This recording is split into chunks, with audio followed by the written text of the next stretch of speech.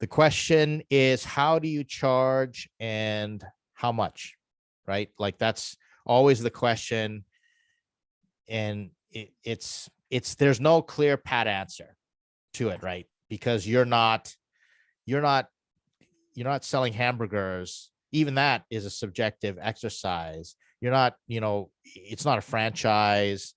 It's nothing specific, and you're not having the price dictated to you unless you're in a real established industry. So most startups, what happens is they're doing something new. They're providing a new solution to people who've never known there's a solution before. So you got to figure out, well, what exactly are we doing? And then you have to figure out for your own business. And if you're establishing a new category, like everything from what do you charge for transaction and marketplace? 20%, 10%, 15%. It can be crazy making. So I'm going to walk you through sort of the main steps that I go through to figure out how to establish pricing. And I have to do this all the time. I'm dealing with a consumer CPG company, superfoods, and we're trying to figure, like, we've created a whole new product in that category. No idea how to price it, right? It just doesn't exist. So what do you price? And so you're looking at the different ways, and we ended up establishing pricing structure based on psychology. Okay, so here's the steps. Okay, so first, what have they paid? So first, I want to figure out, is there any precedent in the marketplace right now for what I'm doing? Any precedent? And it's not what have they paid for what I've offered. What have they paid for similar? So what happens is you're providing a solution, and typically what happens is users are solving that problem through different ways, right? And so you're thinking, okay, what did they pay? The second thing I look at is, what will they pay? Okay. And a lot of times I'll ask. So when I was doing my first SaaS product, it was a employee analytics, like it was a culture engagement, like HR tech. And I just asked. So I said, if I can do this, if my software can do this, this, and this, and you don't have to pay for this, this, and this, what they're used to paying for like employee engagement and training and all this stuff, what would you pay? And they said, well, they said $3,000. Like I had a good enough relationship. They pay $3,000. And I said, well, what goes behind that? Well, typically we pay for this for a workshop and that, but if you can prove ROI, et cetera. And I said, okay. And I tried it. I said, you're going to pay me $3,000 for this. And I figured out how. Now, back then I was doing everything manually. I was faking my software. So I kind of had to extrapolate what I thought automation. And it turns out the margins were really, really good if I can automate it, right? So what will they pay? Okay. And then what happens is you're looking at, eventually you're going to look at, how will they pay?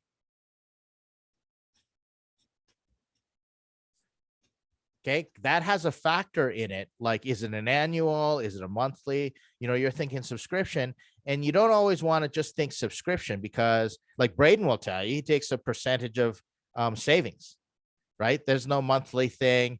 It really depends. But the main factor that you want to figure out, and this is the pièce de résistance, okay? This is the main thing that you want to be looking at, is 3, okay?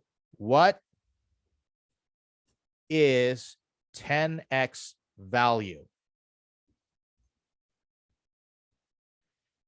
In other words, the question you're wondering is something like, what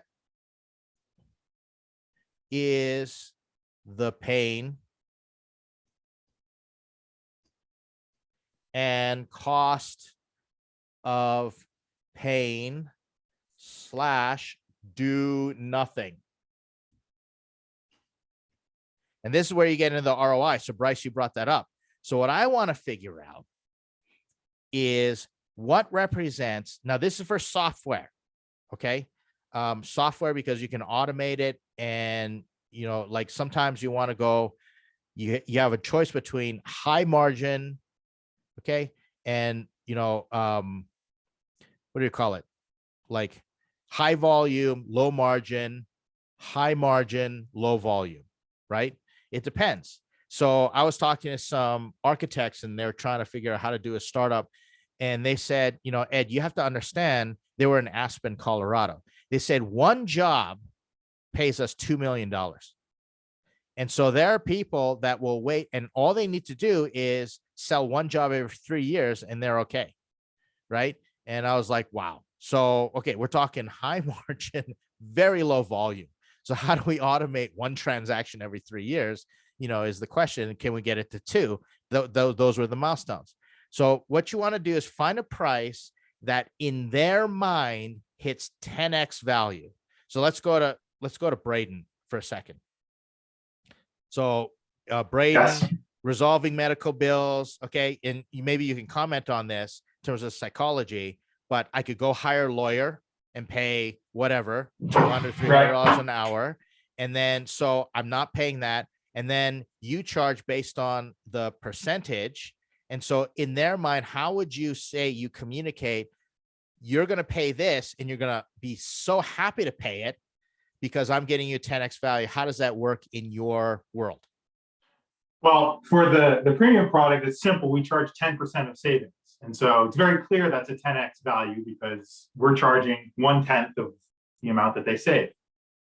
Yeah. And so now hang on. Now, here's the thing. How they pay is they pay when you save them money. So it's a 10x value, but when they pay is how they pay. And so how many people have actually said, no, 10% is too high? Very, very few. I can tell you it only happens when the bill is so high. Yeah. It's not just a pure EV calculation. It's this amount bankrupts me, this amount doesn't. So as an example, we had $1 million. 10% is $100,000. That still bankrupts him. That's not 10x value because marginal utility of a dollar, we adjusted our pricing in that instance. Okay. See, so you're getting feedback. So what have they paid? What will they pay and how will they pay? And you're trying to figure out, but that's a one-off, right? Yep. But yep. In general, the bulk of your business, nobody bats an eyelash, right? And so now what happens is, now this is a future move for everybody doing subscription or anything like that. This is the Netflix move. So what you do is you do price optimization. So you raise your price until you lose 20% of your customers. Okay. And people are like, no, who would ever do that? Well, here's the thing. Price optimization is, what is that pricing point where you keep raising your price to lose the bottom 20% of customers that are the total pain in the tail and that, aren't going to be engaged and, all stuff, because you want to see who's willing to pay. And what are the reasons? It gives you great data and feedback on your features and where you can invest and everything. That's the reason Netflix keeps raising their prices, because guess what? I want to watch the next whatever series that they invest in. And I have no problems because I'm thinking to myself, you know what? If I want to watch, like I binge watched 5 seasons of a show. And if I went to the movie theater, so I'm spending hundreds of dollars, right? And so I still have 10x value psychologically, in my mind, right? And so now if you don't have the 10x proposition, you can go into intangibles if it's not financially. And so one of the pricing things that I just did recently was psychologically, I said, how it's like, it's the same price as a cup of coffee, for the Superfood thing. I said, it'll only cost you $1 per cup, to add this. And so in their mind, because I can't say, oh, $1 gives you $10 worth of health benefits. I just say, how much is your health worth? Are you willing to pay $1 to, add this supplement to your coffee or your drink or your broth or all that stuff? And then, guess what? We ended up raising the price. We said, we're going to do that in bulk. So how will they pay? We said, you know what? If you order this amount, it's $1.50, then $1.25, then $1, because the feedback from the market was, that's cheap. You mean that's it? So we're figuring out price optimization. So now, Bryce, like this is imagine, let's just at the sake of being reductionist, okay, and simplifying your business, you saved a company, or you saw a company lose $500 million. So the question is there a way to tangibly paint that in their mind saying, it's 10x value, I'm going to charge you $50 million for my services? Well, you might be in Braden's world where it's like, no, that's just, way too much, and figure out what is it going to cost? Like, what's the 10x value? And your monthly subscription could be $10,000 a month. I don't know. So how does that sound? Let me just show this again, summarize. Okay. So how does that sound? You go through the motions. What are they paid? What will they pay? You're getting data. What is 10x value? So you figure out what's the pain, what's the cost of the pain to do nothing. And then you figure out how will they pay once you figure out that number, and then you can change the parameters. And so let's leave it up to discussion. I'll stop the recording here and we can have a discussion directly about what you're doing there, Bryce.